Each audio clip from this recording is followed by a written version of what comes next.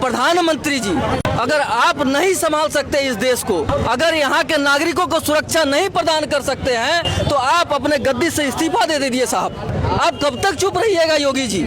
आपसे भी नहीं संभाला जाता है तो आप भी गद्दी से इस्तीफा दीजिए। कुछ दिन पहले दिल्ली में पांडु कुमार को मार दिया गया।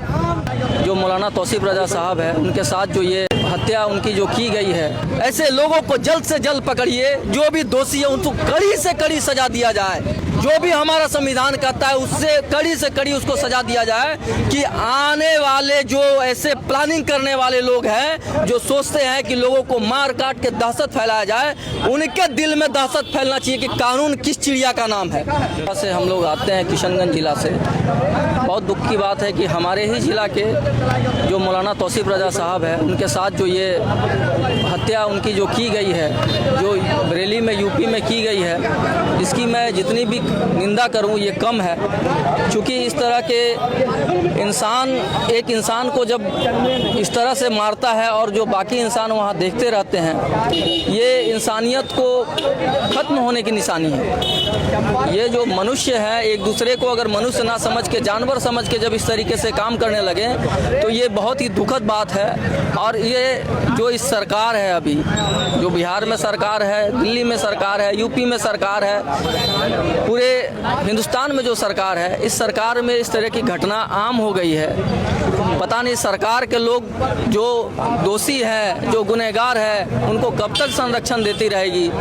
किसी के कपड़े को देख के, किसी के नाम को देख के किसी को आइडेंटिफाई करना, किसी के साथ जस्टिफाई करना, किसी के साथ इस तरीके से घटना करना, ये कब तक चलता रहेगा। बहुत अच्छा। किसी भी व्यक्ति को हमारा देश का संविधान जो हमारे अपने धर्म के जो भी कल्चर है उसके साथ स्वतंत्र होकर जीने की आज़ादी देता है। आखिर मौलाना तौसीफ रजा साहब जो किशनगंज जिले बिहार के थे, आखिर बिहार भी तो हमारा देश का हिस्सा है कि हम लोग, बिहार हमारा कोई अलग देश तो नहीं है कि वो अदर देश में गए थे, उनको कोई मार दे और उन पर कोई कार्रवाई नहीं हो।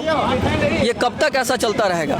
इस देश में हम लोग रहते, इस देश का हिस्सा है और इस देश के संविधान हमें आज़ादी देती है और ये देश का कानून हमें अधिकार देता है कि ऐसे लोगों के खिलाफ प्रोटेस्ट भी करना जो इस तरह की घटना करते हैं, ऐसे सरकार के खिलाफ जिनके रहते हुए ऐसी घटनाएं होती है, इनसे अगर गद्दी नहीं संभाली जाती है, देश नहीं संभाला जाता है, तो मेरा हाथ जोड़ के विनम्र निवेदन है कि प्रधानमंत्री जी, अगर आप नहीं संभाल सकते इस देश को, अगर यहाँ के नागरिकों को सुरक्षा नहीं प्रदान कर सकते हैं, तो आप अपने गद्दी से इस्तीफा दे दीजिए साहब।